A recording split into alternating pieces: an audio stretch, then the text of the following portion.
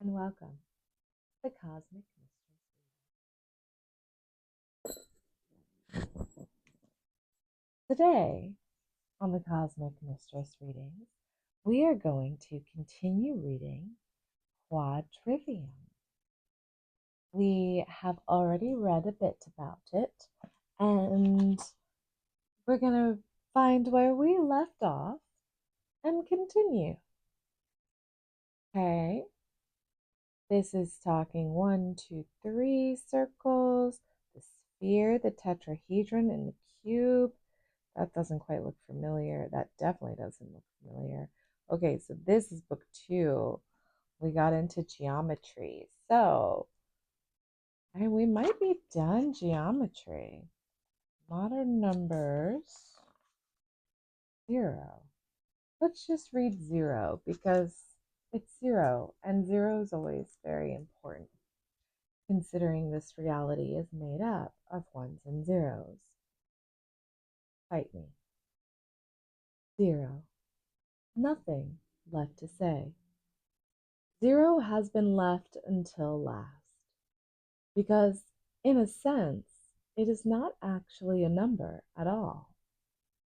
Just a mark representing the absence of number.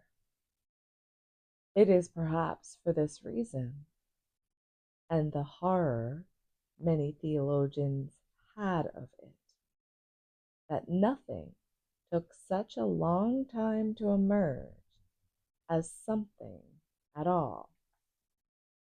In quite a few sensible cultures, it never did.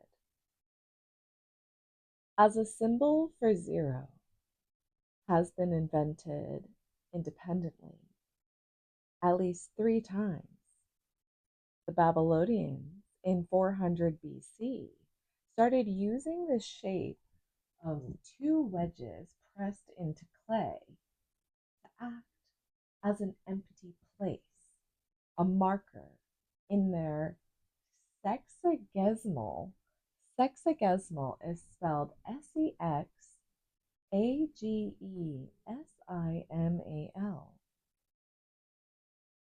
Sexagesimal. Maybe we say it fast. Is that correct? And nearly 1,000 years later, oops, I missed the line. I'm going back.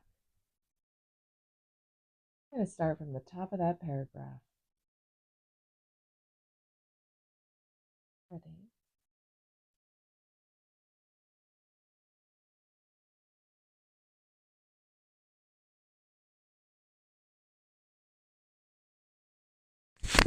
I need to get up. One of the two needs to happen, okay? All right.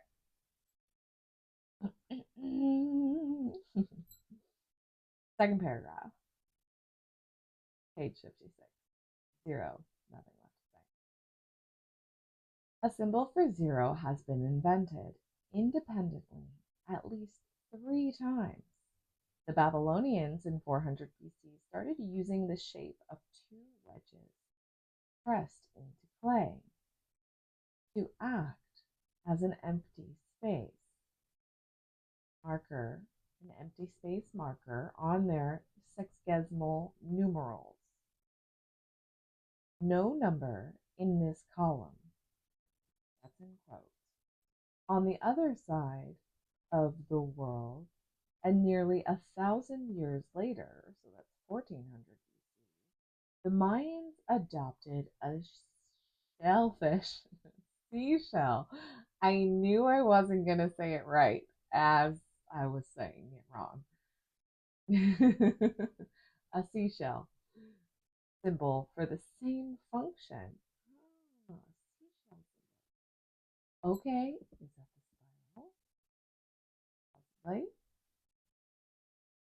The circular form that, quote, nothing assumed under the Indians reflected the indentation left in sand when a pebble used for counting is removed. Thus, our modern 0 inherited from the Indians began as the visible trace of something no longer there. Like 1, 0 probes the borderline between absence and presence.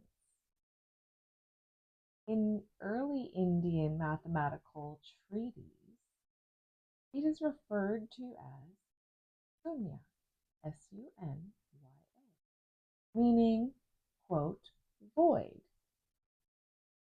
calling to mind the abyss, the ultimate knowledge, the ultimate knowable, the pregnant ground of all being. Again, sunya, meaning void, calling to mind the abyss, the ultimate unknowable, the pregnant ground of all being.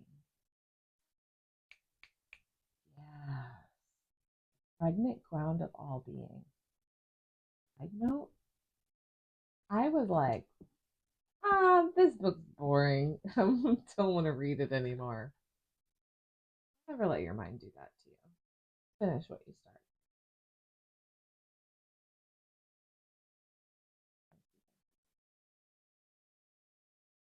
It is perhaps appropriate that our 0 takes the form of a circle itself, a symbol of 1, and that our 1 takes the form of a short line between 2 points.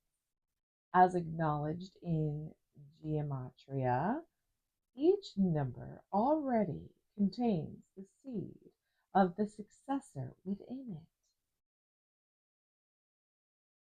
And the symbols for 0 and 1 strangely combine to create the golden symbol, which is a 1 with a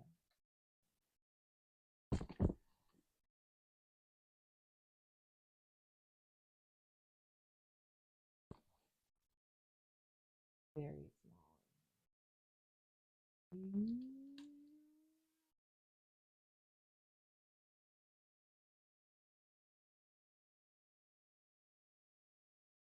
That's the golden symbol. A fitting thought with which to end this book.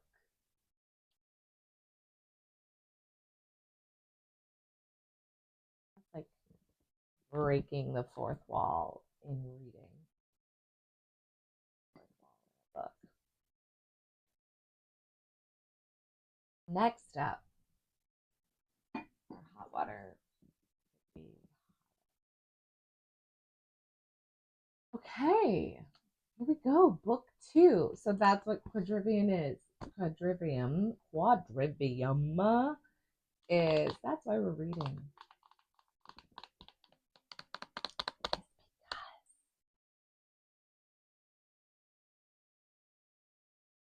Articulation. Meaningful. Sacred Geometry by Miranda Lundy. Thank you, Miranda. Seats in Norwood's Chantry in Milton Church, Kent.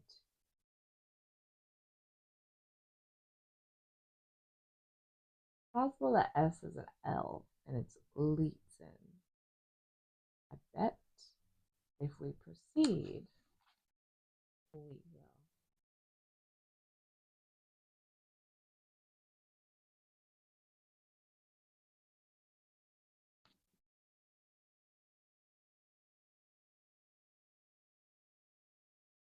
Sacred geometry charts the unfolding of number in space. It differs from mundane geometry purely in the sense that it moves. Concepts and products are regarded as having symbolic value and meaning. Thus, like good music, the study and practice of geometry can facilitate the evolution of the soul. As we shall see, the basic journey is from the single point into the line, out to the plane, through to the third dimension and beyond, eventually returning to the point again watching away.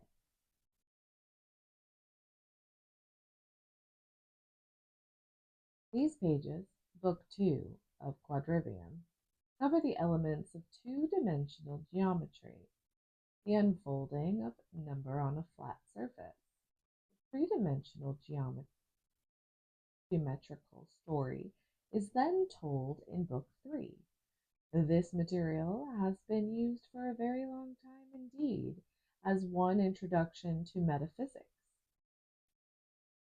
Like the elements of its sister subject, music, it is an aspect of revelation, a bright, indisputable shadow of reality, and a creation myth in itself.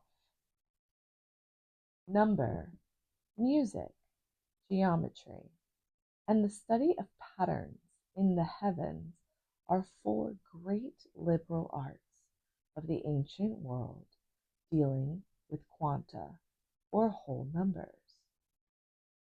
These simple universal languages are relevant today as they have always been,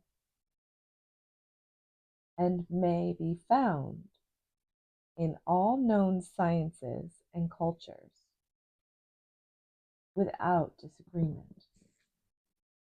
Indeed, one would expect any reasonable, intelligent, three-dimensional being anywhere in the universe to know about them in much of the same way as they are presented here.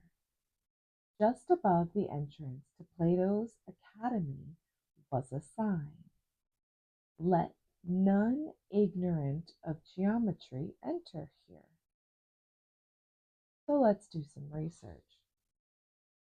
That was what Plato's door said.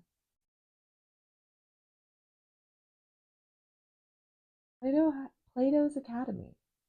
Let none ignorant of geometry enter here.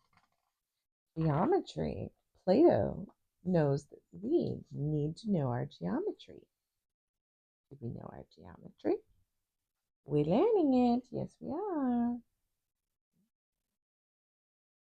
Like little texture on this book here. I'm wondering if it came like that or if it's happened. Point, line, and plane. None, 1 and 2 dimensions. Point, none, line, 1, plane. Begin with a sheet of paper. You go grab a sheet of paper. I'll let you do it. The point is the first thing that can be done. It is without dimension and is not in space, without an inside or an outside. The point is the source for all which now follows. The point is represented below as a small circular dot. The first dimension, the line, comes into being as one emerges into two principles, active and passive, below right.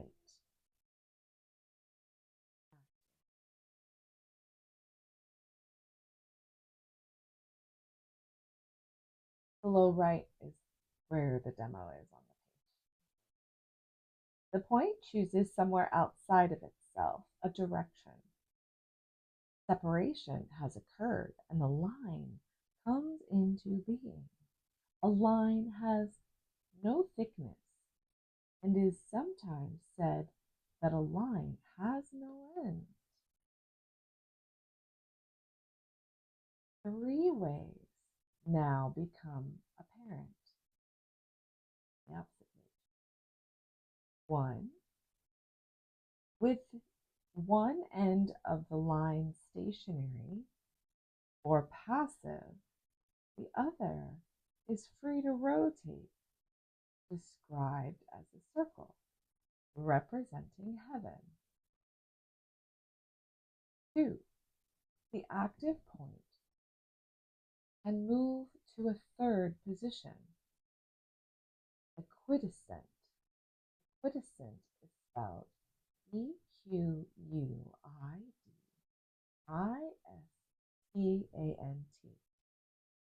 I'm going to repronounce that word. It is equidistant. Equidistant. That sounds like almost equal. Again, number 2 is the active point can move to a third position equidistant from the other two, thus describing an equilateral triangle. 3. The line can produce another, which moves away until distances are equal to form a square, representing Earth. 3 forms, circle, triangle, and square, have manifested. All are rich in meaning. Our journey has begun. This is the dot line. Line is free.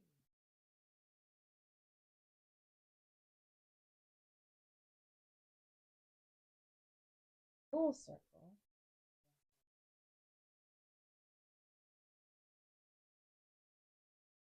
Distance.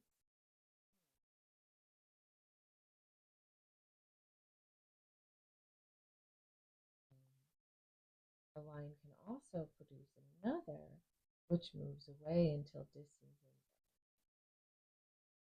square, representing Earth. Isn't it lovely?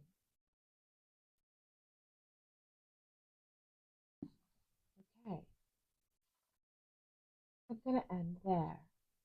Thank you so much for joining me on this reading of the Cosmic Mystery, Quadrivium, the 4 classical liberal arts of number, geometry, music, and cosmology. Next up, we will read sphere, tetrahedron, and cube from 2